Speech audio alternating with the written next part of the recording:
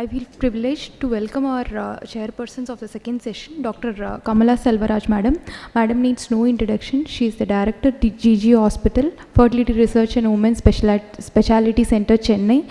She has pioneered in IVF from Monash University, and she is holding several firsts in the field of IVF to her credit. She has delivered the first IVF birth in South India in August 1990, and she has received many national awards like Rajiv Gandhi National Unity Award, Best Lady Doctor Award, and Lifetime Achievement Award.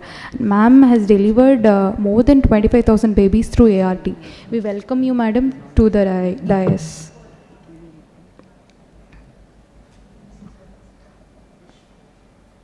Our next person is my Professor Dr. Radha.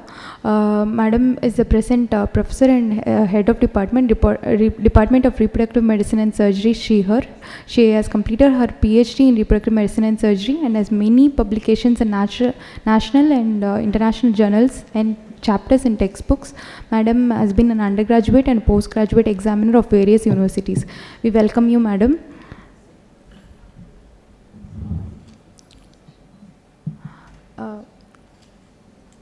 I request Dr. Kamala Selvaraj Madam to introduce our first speaker.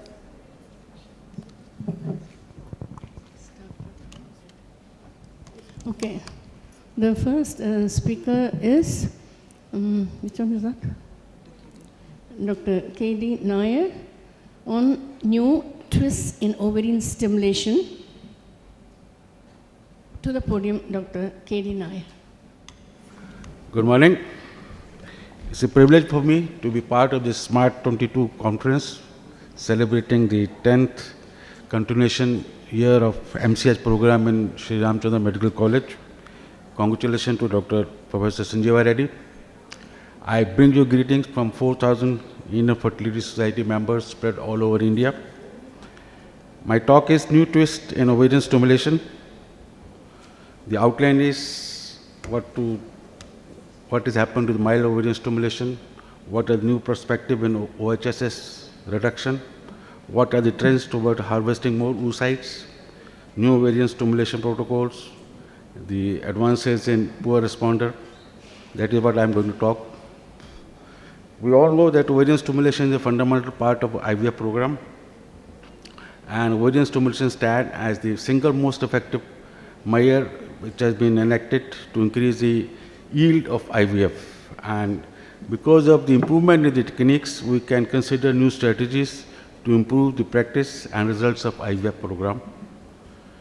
The milder stimulation was there with the idea to reduce the disadvantage of stimulation, that was to reduce the number of oocytes retrieved and to reduce basically the OHSS. That is what we are scared of. When we are stimulating, we are scared of OHSS. And that is how the mild stimulation came into play. But now we have seen that there are new perspectives in OHS reduction. There are factors. The primary difference is you can avoid using SCG trigger, you can use agonist trigger, and you can have a freeze-all strategy and transfer the embryos in a subsequent cycle. All this has helped in reducing the OHSS incidence. We can use agonist trigger. So basically, antagonist protocol, agonist trigger, and deferred embryo transfer, you can make a clinic OHSS free. Ovarian stimulation does not hamper embryo quality. There was concern that excessive stimulation can lead to a crop of oocyte of poorer quality, but it is not so. A UK registry of 1,24,000 AITs cycle observed that there is an inverse correlation between the number of oocytes retrieved and the risk of miscarriage. The higher the number of oocytes, lower is the risk of miscarriage. A paper published by Sankara in 2014 in Human Reproduction, that increasing the number of oocytes there is a decrease in the incidence of miscarriage. The ovarian stimulation does not hamper embryo quality. Drug Polas published in 2016 that the cumulative pregnancy rate increases as the number of oocytes increase up to 15 oocytes. So there is no problem with cumulative pregnancy rate. Gonadotropin dose and euploidy. We are worried that if we increase the gonadotropin dose, probably the aneuploidy rate will go up. No, the higher gonadotropin dose does not affect the euploidy rate. That is very clear. Even if you give higher dose, even up to 5,000 IU gonadotropin, euploidy rate is the same. And another paper published in 2018, a big retrospective study of 77,000 fresh IVF and 36,000 frozen IVF cycle, the cumulative delivery rate per explanation, it increased. Even if you retrieve 20 oocytes, the cumulative delivery rate will keep on increasing. And the incidence of OHS will increase only once you retrieve more than 18 oocytes. And thromboembolic events are more when you retrieve more than 15 oocytes. And the effect of number of oocytes retrieved on embryo ploidy state, more is the number of oocytes, the more is euploid embryo. That is there. If you retrieve more oocytes, you get more euploid embryos. What is the change in terms of ovarian stimulation? It has drastically changed over a period of time. Now there is a paradigm shift. The initial paper published by Sankara, she was mentioning that the cutoff is 15 oocytes. The higher the oocyte beyond 15, more as the cumulative pregnancy rate does not increase. But in 2018, Polypois, he came out with a study of 15,000 patients, and he say the cumulative pregnancy rate goes on increasing even if you retrieve more than 25 oocytes. And there is no plateau in cumulative live birth rate. There is a slight moderate increase of 5.1% beyond 27 oocytes. So say even more the oocytes, more is the euploid embryo, and higher is the cumulative pregnancy rate. That is what we are looking for these days. We are not looking for a single cycle, we are looking for a cumulative pregnancy rate over a period of time. There are new proofs to ovarian stimulation from conventional to random and double stimulation, because the follicular waves can be recruited by constantly higher concentration of FHS. There are different waves of follicular waves. In one particular cycle, you can have 2 to 3 follicular waves, and the follicular wave which emerges in the mid follicle phase is generally ovulatory, and those emerging in the luteal phase can be anovulatory. And that is why we can have a luteal phase stimulation. A meta-analysis in systemic review said the luteal phase ovarian stimulation is equally effective as the follicular phase, even if there is slight trend towards longer stimulation and higher dose of gonadotropin.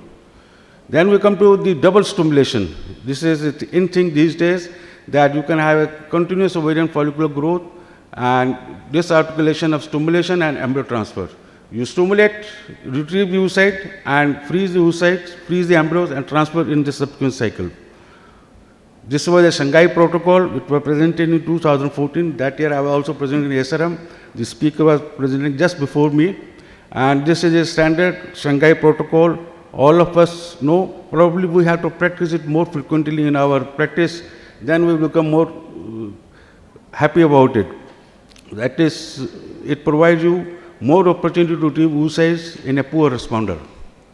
We can also have a random start protocol when you need fertility preservation. If woman has to go for chemotherapy or radiotherapy, you can do a mid follicular or late luteal, even late luteal phase stimulation. Then is the progesterone prime ovarian stimulation. It has come because the exogenous progesterone can replace the use of agents like agonists and antagonists. Basically, the progesterone is reducing the GnRH pulsatility from the hypothalamus, and it is reducing the LH release. That is how it works. This is how the progesterone prime ovarian stimulation can be given. Instead of giving antagonists, you start progesterone from day 1. You can give medroxyprogesterone 10 milligram. What are the strengths? That it is a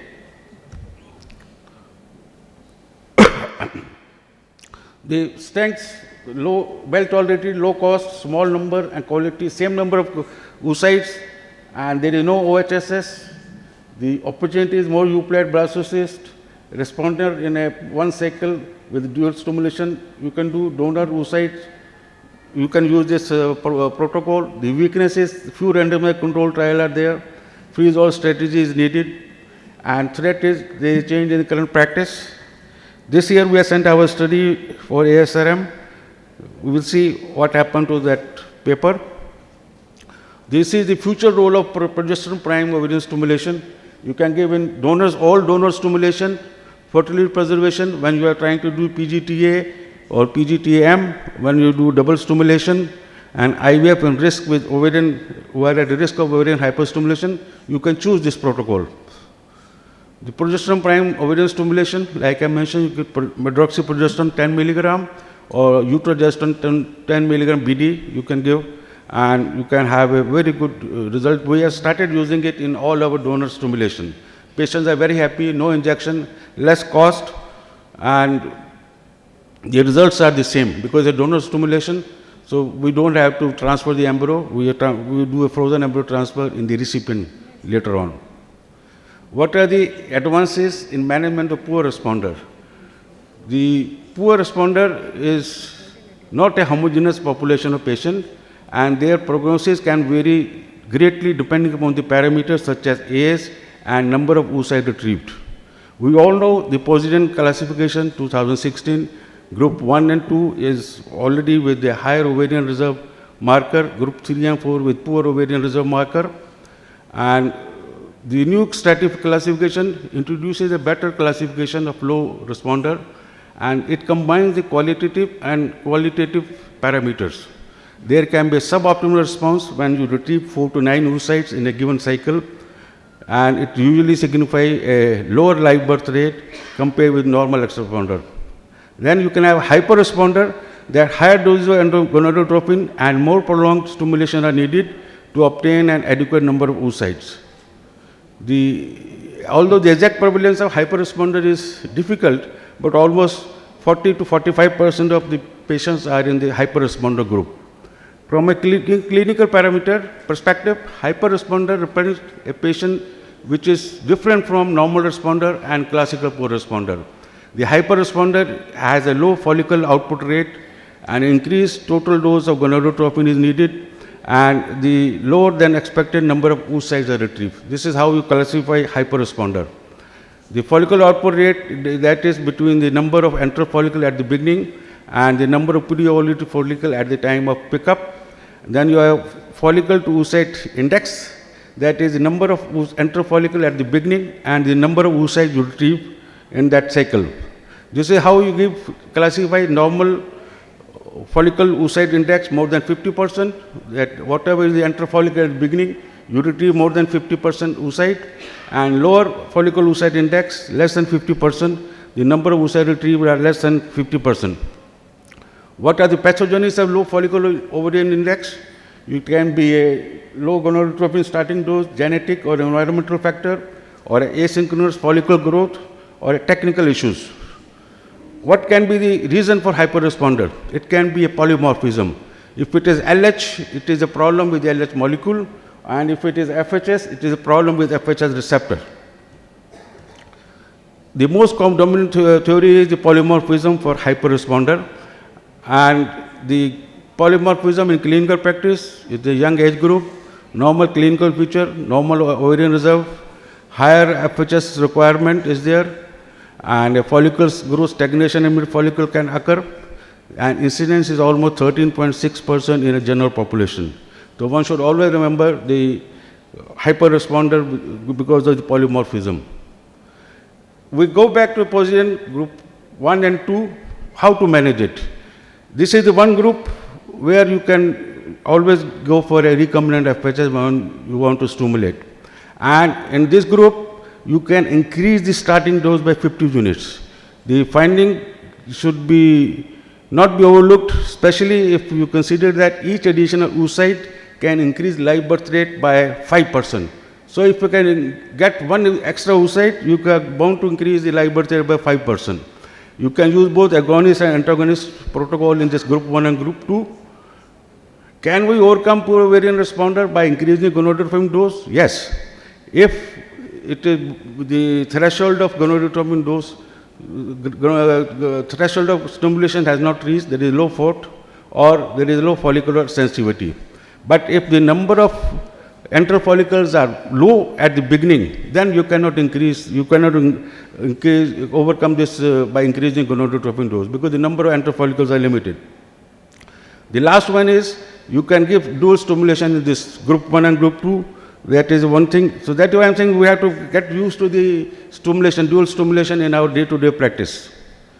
When we go to group 3 and 4, what can be done? Either this is group 1 and group 2, increasing the gonadotropin by 50 to 75 units. Group 3 and 4, what you can do, the percentage of patients falling into group 4 can go up to almost 76%, because the women are now trying to conceive late. And by increasing the gonadotropin dose, it does not benefit in this group 3-4, and the benefit of adding recombinant LH is more pronounced in unexpected poor ovarian, that is group 1 and 2, or in women who are older, 36 to 39-year-old. And we can always go for dual stimulation also in group 3 and 4. This is the management of group 3 and 4. You can add androgen, you can add growth hormone, or you can add antagonist dual stimulation when we are planning pre-treatment protocol. We see what we do in our day-to-day practice. We are doing adjuvant. And adjuvants are like LH, transdermal testosterone, DHEAS, aromatase inhibitor, growth hormone. We had presented one study in ASRM 2018, comparing the recombinant LH and growth hormone in poor responder. 120 patients were taken, 64 patients received LH, and 56 patients received growth hormone from day 1 of the stimulation. When we analyzed in group 3, that was the younger age group, growth hormone was slightly better in terms of number of oocytes and number of embryo formed, but there were no difference in the clinical pregnancy rate. And in group 4, LH was statistically better in terms of number of oocyte retrieved and number of embryo formed, but there was no statistical difference in clinical pregnancy rate. That is what the study says, the LH is better in an older age group. The conclusion was the same, that group 4 LH is better and group 3 might have some benefit in group 3. Then there is androgen, you can add androgen in such patient. The testosterone gel can seem to be improving the clinical pregnancy and live birth rate in this study published in Human Reproduction. And we presented one poster in ASHRAE 2020, and our conclusion was that a higher number of oocyte retrieved and good quality embryos were formed in a testosterone gel group compared to DHEAS, but the clinical parameter outcomes were not different than both the groups. It was only the number of oocytes and good quality embryo when you give testosterone. The clinical parameters are practically the same. Then the use of aromatase inhibitors. Aromatase can be used to increase the intrafollicular androgen. And we also presented another poster in Denver that we gave a step-up protocol of letrozole day 1, day 2, day 3, day 4, and then start the gonadotropin. And we found that probably this can also help in a poor responder, but this protocol needs more randomized studies. Then you can accumulate the oocyte. In a poor responder, you find 1 or 2 oocytes. What to do? You start accumulating 1 cycle, 2 cycle, 3 cycle. I have a patient with me, 41-year-old girl. She is still not married. She's come to me for oocyte preservation. And I explained to her that she may need 2 or 3 cycles of stimulation. She said, fine, no problem, go ahead. So you can accumulate the oocytes and use them subsequently later on. What are the other considerations? In particular, in vitro activation of oocytes and a drug-free in vitro activation has offered much interest and is being studied in poor ovarian response. In vitro activation promote growth of residual ovarian follicles. Each ovary has a lot of primary or secondary follicle lying when you are stimulating, and these can be also stimulated following a ovarian cortical tissue fragmentation leading to hippo signaling disruption, together with in vitro incubation for 2 days with AKT stimulator. Either you can incubate with the AKT stimulator, or you can simply do a cortical tissue defragmentation. That is only one-step surgery. And they have found out, preliminary results have found very encouraging, increased AFC after this technique and resulting in increased number of meta phase 2 oocytes, and 6 patients have reported clinical pregnancies. Finally, in conclusion, the originally ovarian stimulation tended to be moderate for fear of for fear of OHSS, but today the terms of equation have changed. Energetic, more productive and more flexible ovarian stimulation can be considered, and the use of luteal phase or follicular phase stimulation protocol with progestin could rapidly develop in context of oocyte donation and fertility preservation. Progesterone prime ovarian stimulation needs further studies. Progresses on poor ovarian responders should be evaluated more precisely according to the different combinations of Bologna criteria or Poisson criteria. Agonists and entering the protocol equally effective. Accumulation of oocyte is the new therapeutic requirement, and dual stimulation is what we have to focus more on this. Transdermal testosterone pre-treatment seems to increase the clinical pregnancy and live birth rate in poor responder undergoing poor ovarian stimulation. Thank you.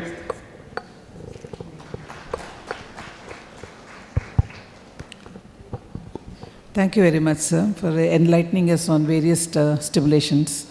We will take the questions in the end. Thank you. Thank you, sir. We'll move on to the next talk. I welcome Dr. Gautam Kastakir. He is the recently elected Honorary Librarian of Central ISAR and also elected member of ISAR Executive Committee. He has organized various conferences, and he is going to talk to us on fertility enhancing endoscopic surgeries. Over to you, sir.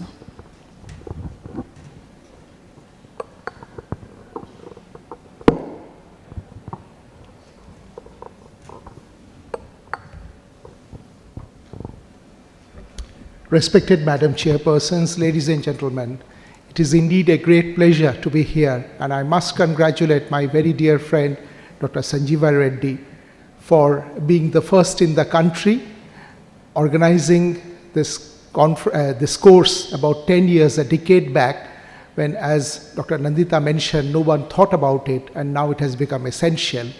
Now the dilemma is to whether call this DM or MCH. Now I'm glad you called it MCH, like many of us who are also interested in surgery, and thank you, sir, for giving me this topic, which is very close to my heart. Now, fertility enhancing endoscopic surgery. By endoscopic surgery, we have both laparoscopy as well as hysteroscopy, and I will try to cover both, although it is very difficult within this period of time. And let's see what are the evidence. Can we really enhance, or should we just treat our patients by medicine, or just go straight away with ART by ignoring endoscopic surgery? Because now we have many good ultrasound facility where laparoscopy is not so essential, but hysteroscopy is our favorite for all the fertility specialists.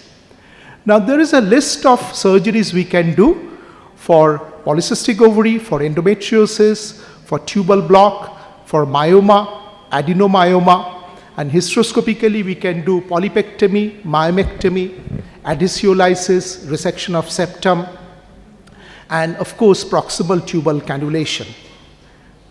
Now if we take ovarian drilling first, the clomiphene resistant patients, we can give them gonadotrophin stimulation or do laparoscopic ovarian drilling. Now in my practice, I do get many patients who are actually coming from outside Kolkata, and for them coming for regular monitoring is not possible. So it is considered as an effective second line treatment for ovulation induction, but the clomiphene didn't work, letrozole, and even in some patients you give gonadotrophin, they hyper respond, and these patients are unable to go for IVF. So it is very suitable as an alternative. We are not saying every patient should go through it. Now the standard 4 to 6 holes in each ovary, 4 to 6 hertz of energy, and very little time, 4 to 6 seconds. How it works? It works on the ovarian medulla. So we enter the ovary with a cutting current, and with a coagulation current, we reduce the amount of ovarian medulla. It will reduce the amount of androgen, both DHEA and testosterone, reduce the circulatory level of estradiol, immunoreactive LH, bioactive LH, LH-FSH ratio, it reduces inhibin and AMH. Now we are trying to improve AMH in all patients other than PCO, where too much AMH is also not good. Now what is very interesting to find, the women with lean PCO actually respond better than the obese PCO. And those who have low LH and lower LH-FSH ratio actually respond better. So you have to select your patient. If you have a patient who can both come for gonadotrophin stimulation as well as drilling, then you select your patients accordingly. The consensus which came both from ESHRE and ASRM long back, about a decade back, that this procedure is very good for unifollicular ovulation, and thereby it reduces OHSS and multiple pregnancy. It doesn't require intensive monitoring. It will reduce actually the cost of gonadotrophin, cost of monitoring, cost of traveling. But there is a word of caution. We shouldn't be over enthusiastic by making so many holes. I've seen people making so many holes and ovary looks like dog's dinner. And there is no role of repeated LOH. Our good friend Adam Ballon did a paper long time back. On one group he did drilling on one ovary, and other group he did on both sides, and the success was same.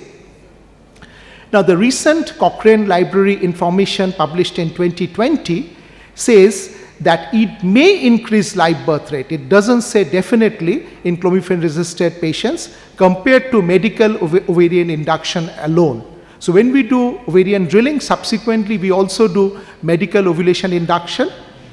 There is a moderate quality of evidence that definitely it reduces multiple pregnancy and OHSS, but the conclusion is the quality of evidence is still insufficient to comment on live birth, clinical pregnancy, miscarriage and multiple pregnancy. And I understand throughout the world there is a group of people who are not favoring laparoscopic ovarian drilling because there are other alternatives. Now, coming to endometriosis, laparoscopy has been considered as a mainstay for the diagnosis and management of endometriosis about a decade back. But now the pendulum has swung. Many people are saying you don't need laparoscopy. You can detect it by very good ultrasonography. Now it is definite the potential benefit may have been overvalued because you tend to publish the positive results and not really consider the limitations. We also have to keep in mind that there is a background pregnancy of 10 to 15% in all patients. Therefore, the current idea is we should assess really very carefully whether we should do surgery before going for ART or before going for any other ovulation induction. What is our aim in endometriosis? We need to either excise or fulgurate, remove severely diseased portion. We have to restore the normal pelvic anatomy. And we also have to prevent adhesion formation, which was very common with open surgery. Now with laparoscopy, it is much lower. But having said that, research has not firmly proven the benefit of laparoscopic surgery in minimal and mild endometriosis, because the two main studies gave conflicting results. The Canadian study supported it, and Italian study said, no, there is no benefit. If you do laparoscopy, come out and do ovulation induction, or whether you do laser surgery or ablation surgery, results is not different. But if it is moderate to severe endometriosis, definitely surgery will improve the chances because it restores the normal pelvic anatomy. But in comparison to ovarian drilling in PCO, the surgery for endometriosis is much more difficult. So it requires surgical skill, comprehensive knowledge of pelvic anatomy, and throughout the Western world, these patients are referred to the center of excellence, which may be possible in this part of the world.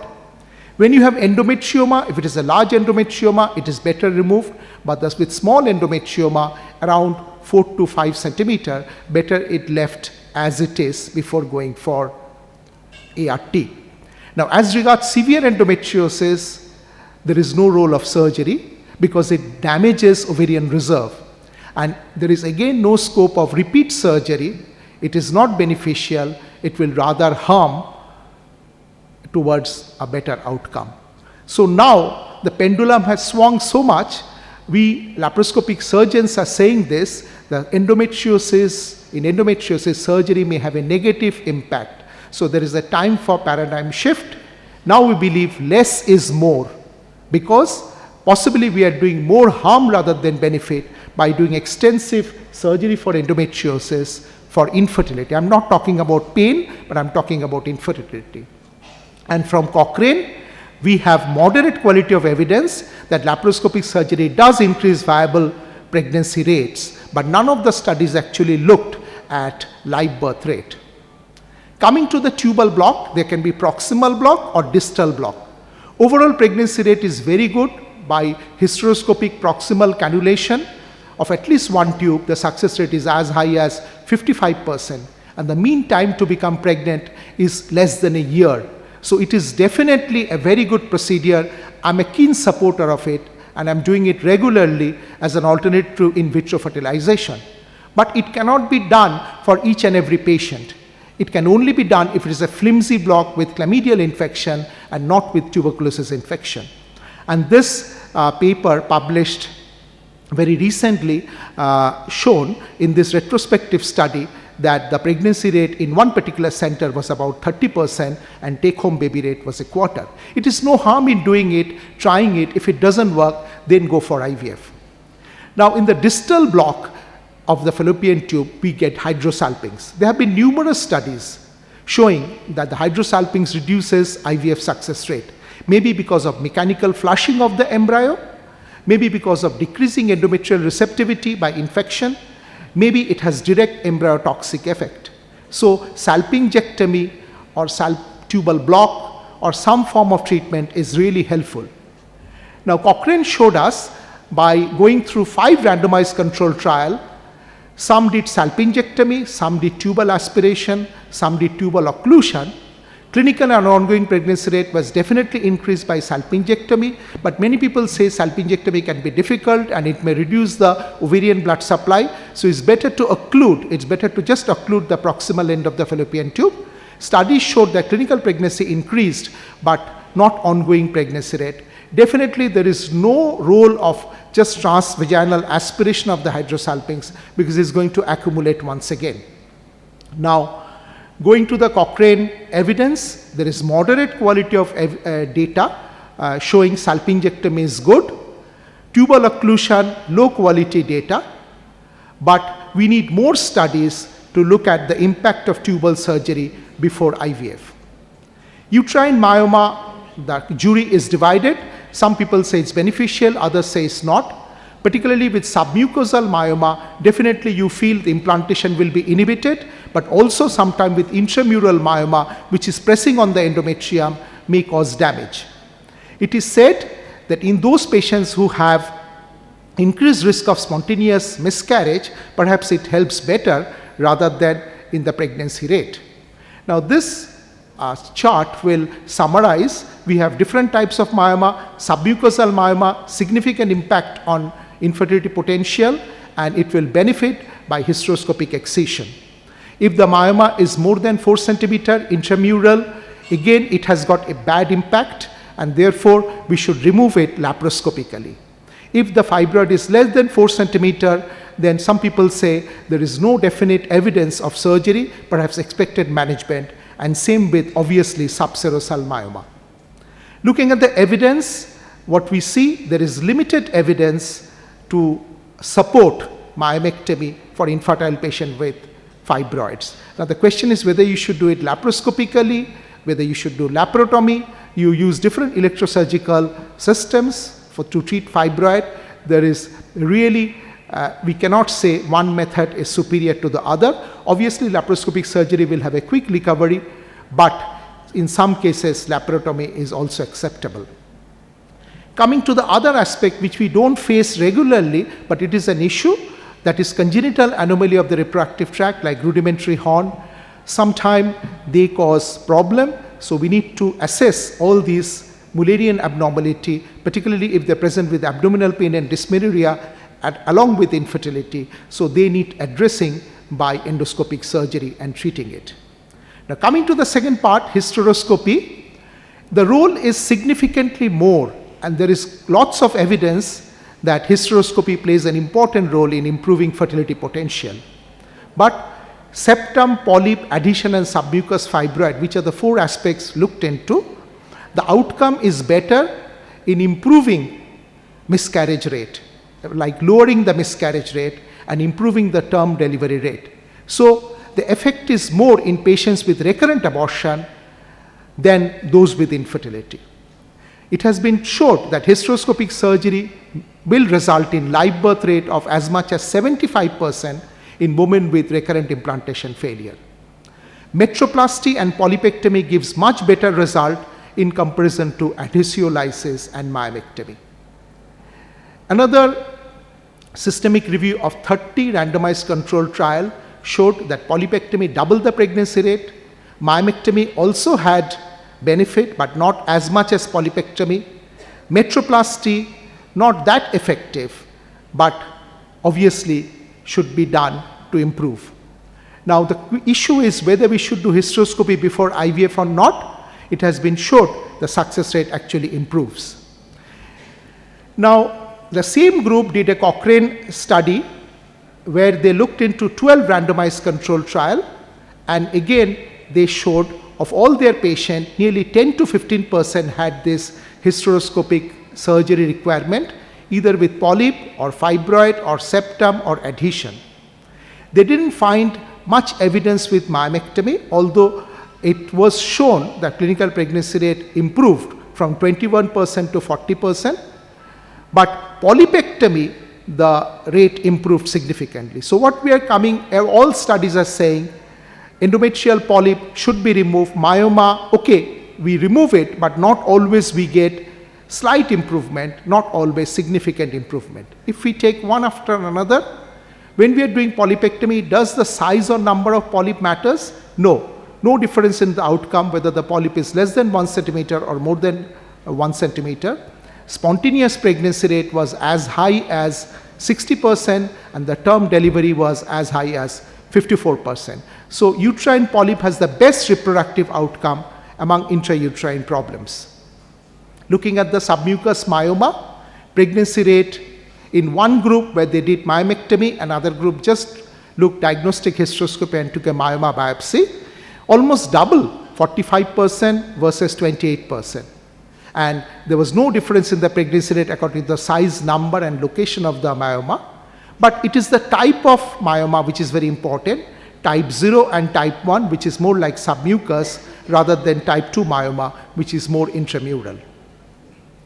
In some patients with unexplained infertility, you find fibroid. You are not sure whether the fibroid is responsible or not. If the myoma is less than 5 millimeter, hysteroscopic myomectomy will actually improve the conception rate. If it is more than 5 millimeter, it will improve, but some of these patients will require repeat hysteroscopy because it may not be completely removed on the first go. We tend to use some method to prevent intrauterine adhesion, be it IUCD, pediatric Foley catheter or estrogen benefit, but none of these have been consistently shown to be beneficial in preventing adhesion following myoma. When there is a septum, this study looked at prospective control trial, and they showed better pregnancy rate and better live birth rate in those patients who had removal of the septum, and the other group nothing was done. What was shown that fecundity rate calculated number of pregnancy per 100% month, 100% month was also very higher. So patients with septate uterus and infertility have a high probability of conceiving after removal of the septum.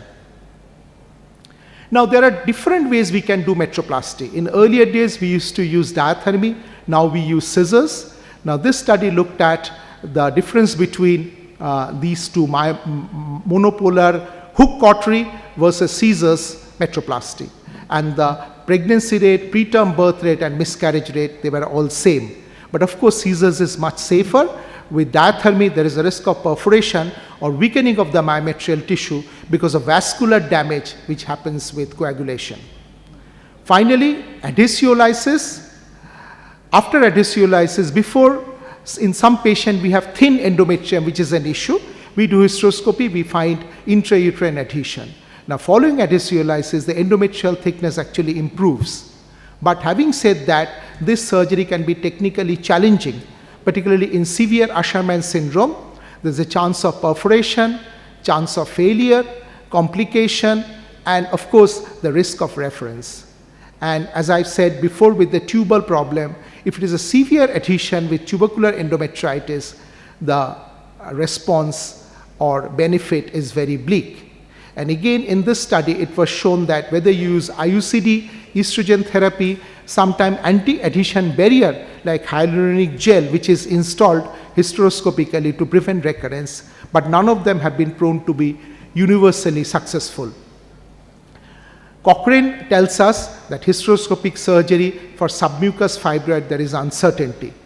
There is some evidence, but low quality for endometrial polyp. So when you read individual paper, you get some idea, but when you come to Cochrane, it changes. So more research is needed to understand, but I am in great favor of doing hysteroscopy and removing these problems inside the cavity.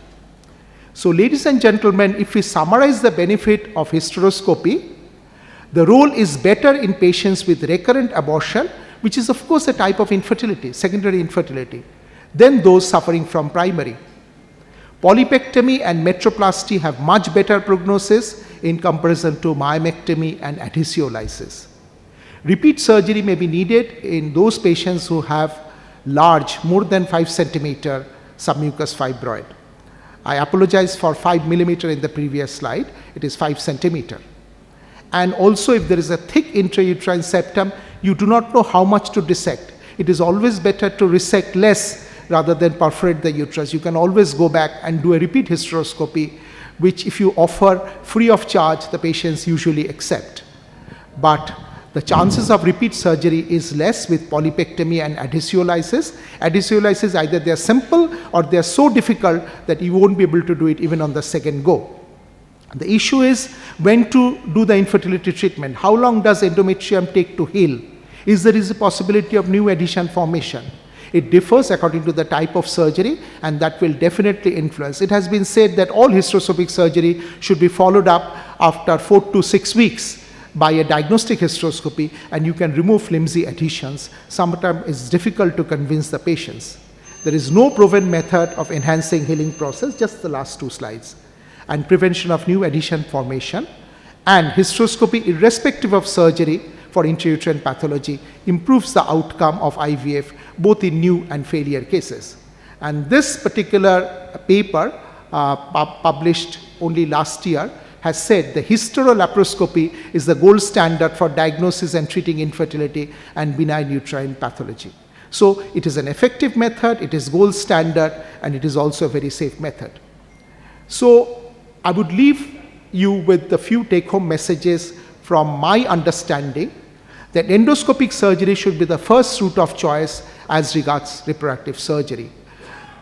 We do open surgery, but in very few cases. Now the second point is very close to my heart.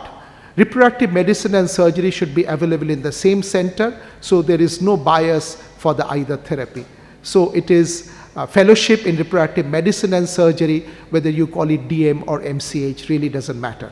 Some people raise the issue of cost, but the cost can be compensated by shorter hospital stay, lesser need of medicine, and early return to work.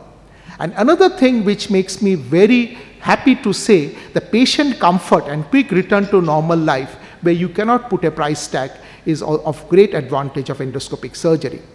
So I end with a statement of one of my teachers in the UK, who said endoscopic surgery has opened the door of advantages for the infertility patients, which can never be closed ever. So endoscopic surgery is here to stay, and it will be one of the essential training component in all these MCH or DM courses, along with the medical therapy and along with ART. Thank you very much for your patient hearing, and I take this opportunity to thank my team who are actually working in Kolkata when I'm enjoying a good time here with you. Thank you. Thank you, Dr. Gautam, for the elaborate talk on fertility enhancing endoscopic surgery. And we'd love to ask a lot of questions, but since we are running short of time, I'll advise the audience to keep the question for the coffee break. Thank you so much, sir. Thank you, madam. Thank you.